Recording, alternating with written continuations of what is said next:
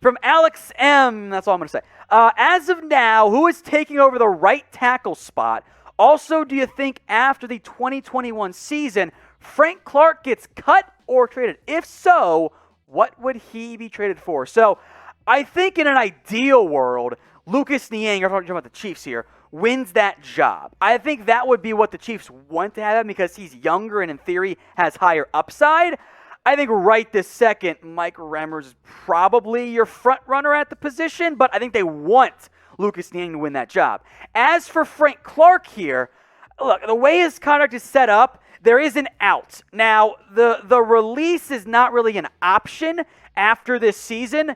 A trade is a little bit more doable. I would argue that Frank Clark sticks around through the 2021 season. He's only going to be 20 after that year. Then in 2019, the contract becomes more movable. So I think Frank Clark sticks around for at least one more year after this current one. From Sammy KC, should the Chiefs go sign Steven Nelson after losing Bashaud Breeland?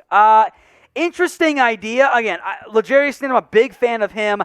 I would start to wonder if the Chiefs are done making moves at corner. I wonder if the trade to go get Mike Hughes was their other biggest. Remember, they got Mike Hughes now.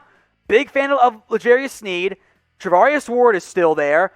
DeAndre Baker is there. Rashad Fenton is there. And then elite name, not a good football player, DiCaprio Bootle is also there. I just wanted to say his name if I'm being honest here. I think it's not a home run group of corners necessarily, but there is enough depth. So if Nelson signs super cheap, sure, yes, I am always on board with those particular moves. As of right now, beyond that though, I think they're going to stand pat more than anything. Now I want you guys in the comment section to name a free agent you still want your team to sign. Is it KJ Wright, a Richard Sherman, somebody else altogether? Get your votes in for me right now in the comment section. And if you want to go above and beyond so we know which team you're talking about, mention them as well. This will be the pinned comment on today's video. So get that ad break here on YouTube, scroll on down, and get your votes in. First up from Gary, who are some big names that could be cut like a surprise cut? Look, we will go more in depth with some of these names on a later full video for you guys. We will do some surprise cut candidates as the season goes along. As things sit right now, I think Zach Ertz is a very real cut candidate for the Philadelphia Eagles. There are also some bigger money guys who might not win their jobs for their respective teams. I want you guys now to predict which teams will play in the Super Bowl this year. It's not too early. It's never too early. Make your predictions. AFC versus NFC.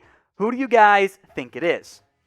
For Hype or 3 channel friend, what NFL player is most overrated? First off, great question. Worthy truly of its own video. I would say currently, I want to throw out this name in here, and I think people are going to get mad at me. The A.J. Green we saw last year was not a good football player. Like, he struggled. He was one of the worst receivers, frankly, on that Bengals team, which obviously outside of John Ross, like, things were not very good. I think we have crowned, and I love the upside. He had a great year, don't get me wrong there. This one is definitely going to cause some issues. I think we have crowned Josh Allen a little bit early. He was great last year. I'm not knocking him in any way in that category. I do want to see it again, however. Like, it was 1 year. I want to see Josh Allen do it in back-to-back years. If he does, all right, consensus top 5 quarterback. For now, I'd put him top 10, not top 5. And one more quick name, Taysom Hill is not a good football player.